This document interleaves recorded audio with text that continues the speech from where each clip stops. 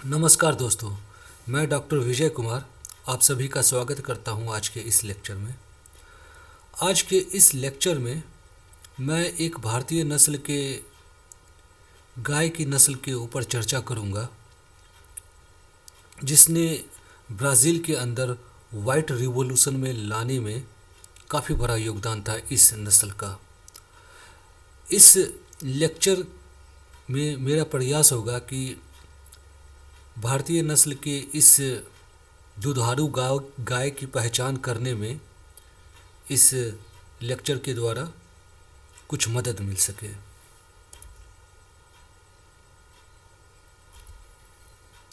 सबसे पहले गिर नस्ल की गाय की ब्रीडिंग ट्रैक्ट की बात की जाए तो ब्रीडिंग ट्रैक्ट आपको गुजरात के गिर हिल और उस रीजन के फॉरेस्ट में आपको मिलेंगे। इस नस्ल के जानवर आपको काठियावाड़, जूनागढ़, भावनगर, राजकोट और अमरेली डिस्ट्रिक्ट जो कि गुजरात में है वहाँ देखे जाते हैं।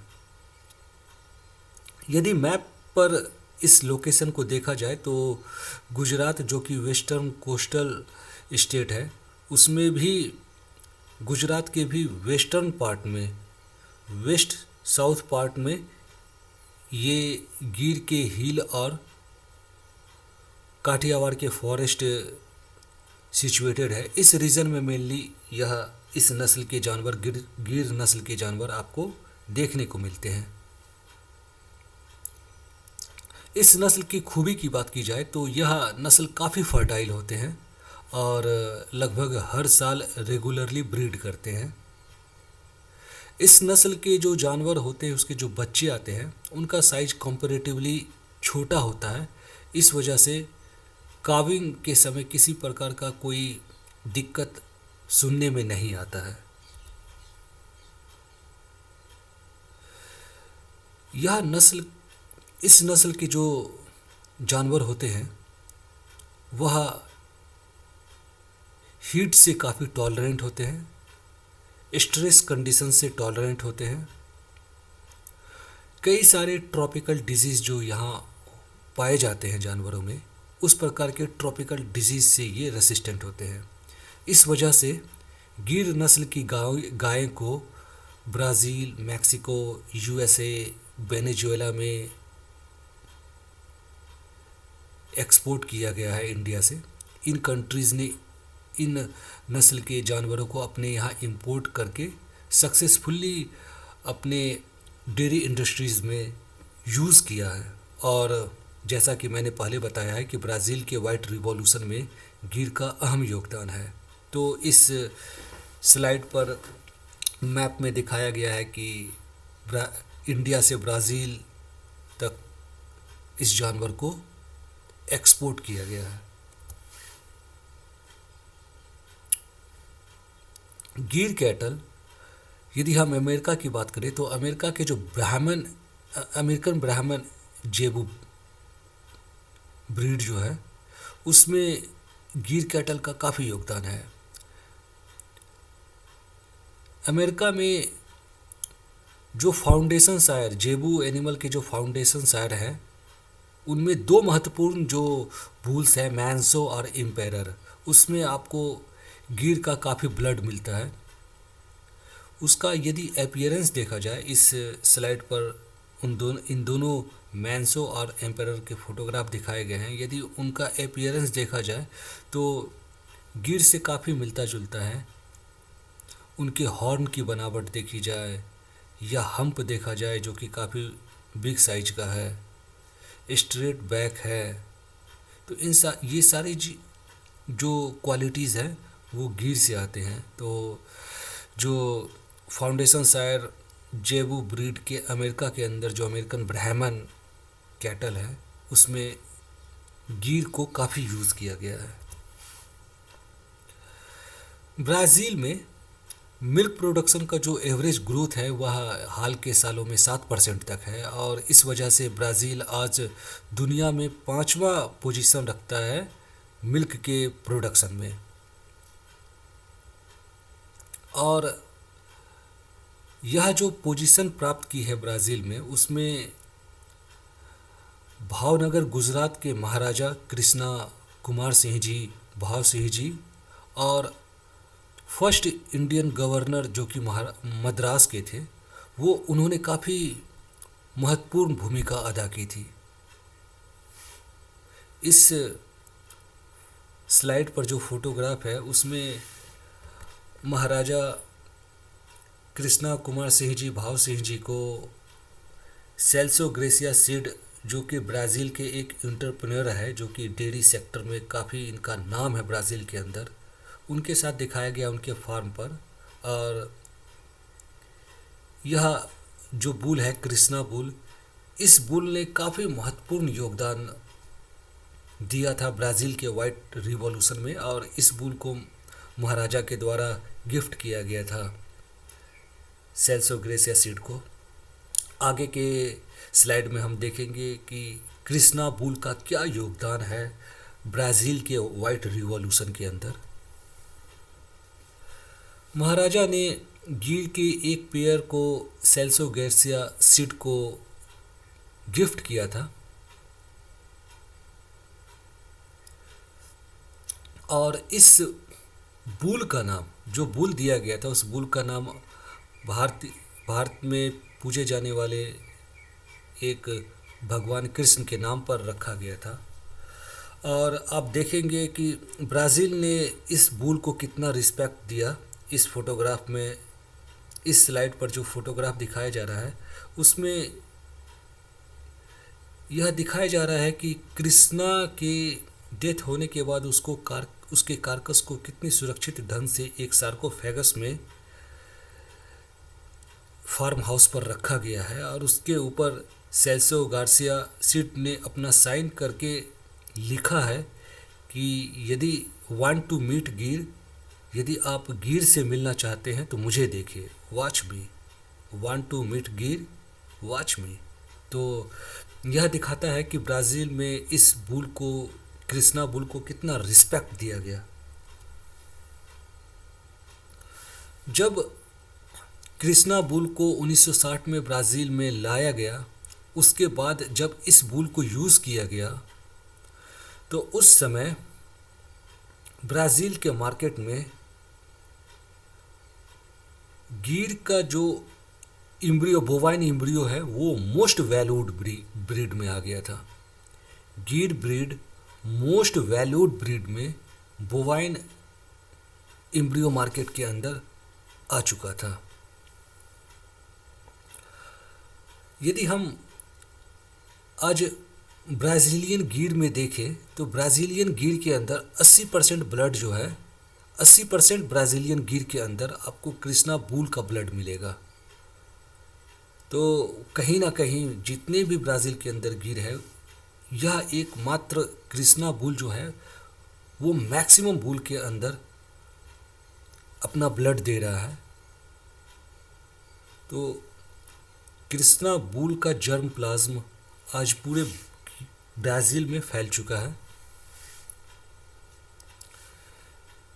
यह गीर को फिर, इस गीर को फिर ब्राज़ील के अंदर हॉस्टिन के साथ क्रॉस करने के बाद एक गिरोलैंडो ब्रीड बनाया गया, और आज ब्राज़ील के अंदर जो 80% मिल्क प्रोडक्शन है वह इस ब्रीड के योगदान की वजह से आ रहा है। और ब्राज़ील में गीर को अब गायर, GYR, गायर से बुलाया जाता है, इस नाम से जाना जाता है। ब्राज़ील में गीर को गायर के नाम से जाना जाता है। जैसा कि मैंने पहले भी बताया था कि गीर ने ब्राज़ील के अंदर वाइट रिवॉल्यूशन लेकर आया, और यह ब्रीड साउथ अमेरिकन कंट्रीज़ में भी काफ़ी पॉपुलर है, क्योंकि इनके अंदर एक्सट्रीम वेदर कंडीशन में सरवाइव करने की क्षमता होती है, और ट्रॉपिकल डिजीज़ जो होते हैं उससे काफ़ी रेसिस्टेंट होते हैं। ब्राज़ील के अंदर आज के समय में लगभग 40 लाख गीर जानवर मिलते हैं, और इनकी एवरेज मिल्क प्रोडक्शन जो है वह 30 से 40 लीटर तक एक दिन के अंदर है। एक दिन में ये जानवर एवरेज 30 से 40 लीटर तक दूध प्रोड्यूस करते हैं। और ऐसे जानवर जिन्हें काफ़ी ध्यान से, काफ़ी बढ़िया से मैनेज किया जाता है, उनमें यह मिल्क प्रोडक्शन एक दिन के अंदर 60 से 70 लीटर तक भी देखा जाता है। तो ब्राज़ील के इकोनॉमी में आज के समय में कहीं ना कहीं गिर कैटल का काफ़ी योगदान है। गिर को रिकॉग्निशन देने के लिए, गिर को रिस्पेक्ट देने के लिए हम देखते हैं कि ब्राज़ील के कॉइन पर और ब्राज़ील के पोस्टल स्टैम्प पे गिर की फोटोग्राफ अंकित होती है। महाराजा कृष्णा कुमार सिंह जी, भाव सिंह जी को के रिकॉग्निशन, उनके कंट्रीब्यूशन को दिखाने के लिए, उन्हें रिकॉग्निशन देने के लिए ब्राज़ील का जो पार्लियामेंट हाउस है उसके पास ही उनका एक प्रतिमा को बनाया गया है, उनकी एक मूर्ति रखी गई है। तो यह दिखाता है कि महाराजा को भी ब्राज़ील ने काफ़ी रिस्पेक्ट दिया इस कृष्णा बुल के साथ साथ। अमेरिकन कॉन्टिनेंट के अंदर यदि हम जेबू ब्रीड की बात करें तो गिर एक प्रिंसिपल जेबू ब्रीड है। तो दोस्तों, अब तक तो मैंने गिर के योगदान को अमेरिकन कॉन्टिनेंट ब्राज़ील के अंदर हमने देखा। अब हम देखेंगे कि गिर नस्ल के जानवर को, गिर नस्ल के गाय को पहचानने में किस तरीके से हम उसे पहचान सकते हैं ताकि इसकी सेलेक्टिव ब्रीडिंग करने में सहायता मिल सके। तो मैं इस लेक्चर के अंदर आगे गिर नस्ल की गाय के कोट कलर, फेशियल कैरेक्टर्स के अंदर उसके आँख, कान, उसके हॉर्न, उनकी फोरहेड, इन सारी चीज़ों पे डिस्कस करने की कोशिश करूँगा। एनिमल्स के हम्प, टेल, सीथ, स्किन, अडर, इन सारे कैरेक्टरिस्टिक्स के ऊपर मैं चर्चा करूँगा ताकि जो भी किसान भाई हैं या फिर कोई स्टूडेंट है इस क्षेत्र में, ब्रीडिंग के क्षेत्र में, उसे गिर नस्ल की गाय को पहचानने में सहायता मिल सके। तो सबसे पहले हम यदि कलर की बात करें तो गिर नस्ल की जो जानवर होते हैं, गाय या बुल होते हैं, उनके कलर वेरीज करते हैं रेड शेड में, रेड शेड से लेकर वाइट तक वेरीज करते हैं। इवन आपको ऑलमोस्ट वाइट या ऑलमोस्ट इंटायर रेड कलर के भी आपको गिर एनिमल दिख जाते हैं। इस जानवर के जो स्किन होते हैं वह सॉफ्ट, थीन और ग्लॉसी होते हैं। ओकेजनली ऐसे जानवर भी मिल जाते हैं जो प्रीडोमिनेंटली वाइट के साथ साथ उसके ऊपर कुछ वाइट पैचेज होते हैं। इस फोटोग्राफ में एक आइडियल गिर गाय दिखाया गया है जिसमें कि आप कलर देख सकते हैं, शाइनी रेड कलर है इसके, प्रीडोमिनेंटली रेड है, लेकिन जो अंडरनीथ एरिया है, नीचे का एरिया, वो थोड़ा सा लाइट है। यह एक गिर का हर्ड दिखाया जा रहा है। इसमें भी आप पाएंगे कि इनके कलर ब्राउनिश रेड है और अंडरनीथ जो है, नीचे का पार्ट जो एनिमल का है वह थोड़ा लाइट है। यदि स्किन की बात की जाए तो स्किन इसके प्लीएबल होते हैं, लूज और प्लीएबल होते हैं।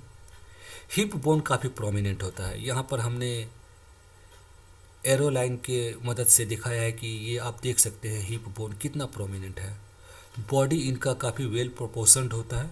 इसकी एक खासियत होती है, गिर गाय की खासियत होती है कि वह अपने स्किन को कहीं पर भी ट्विच कर सकती है। तो इस तरीके से वह, यदि इनके शरीर पर कोई इंसेक्ट बैठता है तो वहाँ पर अपने स्किन को ट्विच करके, झटका देकर ये इंसेक्ट को भगा देते हैं, हटा देते हैं अपने स्किन से। इनके स्किन से एक सब्सटेंस जो कि सीबम कहा जाता है वो सीक्रेट करते हैं। यह सीबम काफ़ी ग्रीजी होता है जिससे कि यह इंसेक्ट को रिपेल कर पाते हैं। तो इंसेक्ट को रिपेल करने के लिए इनके अंदर काफ़ी अडेप्टेशन होता है। आगे की हम स्लाइड में देखेंगे कि ये अपनी पूंछ को भी काफ़ी अच्छे से यूज कर पाते हैं, अपनी कान को भी काफ़ी अच्छे से यूज़ कर पाते हैं इंसेक्ट से बचने के लिए। इवन इनकी जो आँखें होते हैं वो भी हुडेड होते हैं जिससे कि इंसेक्ट से ये अपने बचाव कर सके। नेक्स्ट फीचर यदि देखा जाए तो इनका जो फोरहेड होता है वह काफ़ी प्रोमिनेंट और कॉन्वेक्स होता है, और यह माना जाता है कि यह convex prominent forehead cooling radiator के तरीके से काम करता है, जो कि हॉट एरिया में ब्रेन और पिट्यूटरी ग्लैंड को ठंडा करने में मददगार होता है। इसके फोरहेड काफ़ी प्रोमिनेंट होते हैं, जो कि बोनी शील्ड जो है इनके फोरहेड का वो आई के ऊपर ओवरहैंग होते हैं, जिस वजह से यह एनिमल अक्सर काफ़ी स्लोपी अपीयरेंस देते हैं। ऐसा लगता है, अपीयर होता है कि ये अपनी आँख को बंद किए हुए, जबकि ये अपनी आँख खुली रखते हैं, लेकिन इनका जो फोरहेड होता है वो प्रोमिनेंट होता है और ओवरहैंग होता है आई के ऊपर। आगे हम देखेंगे कि आई के आसपास के जो स्किन होते हैं वो भी काफ़ी लूज़ होते हैं, जिसकी वजह से ये इनकी आँखों को ढकते हैं, और ये हुडेड आई इस वजह से कहा जाता है, जो कि यदि ट्रॉपिकल एरियाज़ में काफ़ी इंसेक्ट हो तो इंसेक्ट से इनका बचाव होता है। जैसा कि मैंने अभी बताया था, आई के बारे में देखा जाए तो इनके आई जो होते हैं वो हुडेड होते हैं, ब्लैक पिगमेंटेड होते हैं। आई के आसपास की एरिया के जो स्किन होते हैं वो काफ़ी लूज होते हैं। ईयर की बात की जाए, कान की बात की जाए, तो कान इनके पेंडुलस होते हैं और इस प्रकार से फोल्ड होते हैं जैसे कि कोई सूखा पत्ता हो।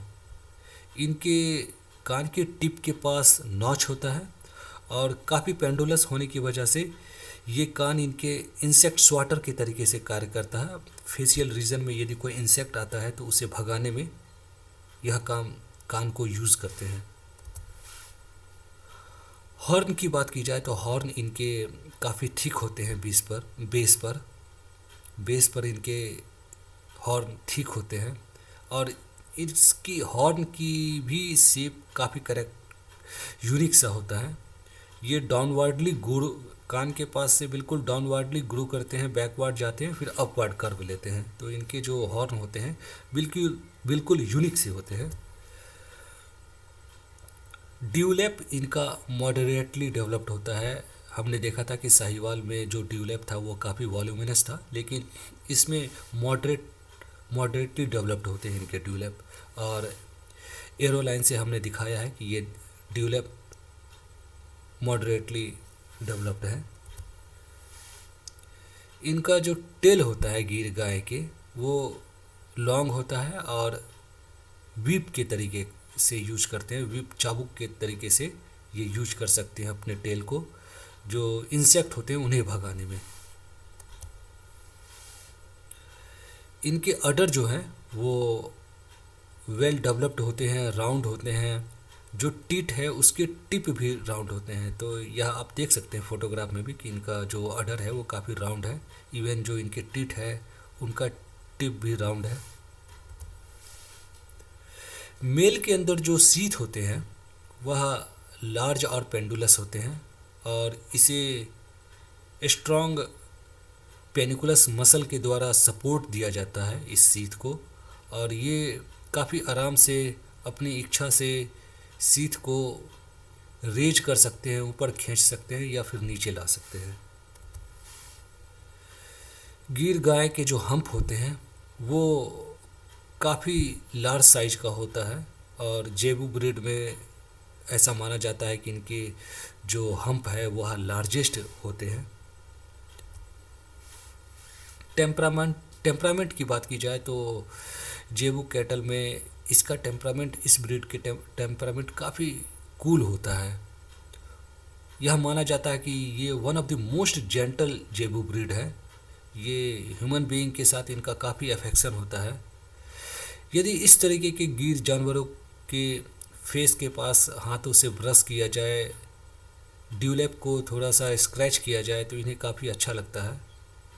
तो ये काफ़ी जेंटल होते हैं, काफ़ी लविंग होते हैं। सो दोस्तों, आज के इस लेक्चर में हमने गिर नस्ल के जानवरों के बारे में जानने की कोशिश की है, यह समझने की कोशिश किया कि एक प्योर गिर नस्ल के जानवर को किस प्रकार से पहचाना जा सकता है। So thanks for watching my video. Thank you very much.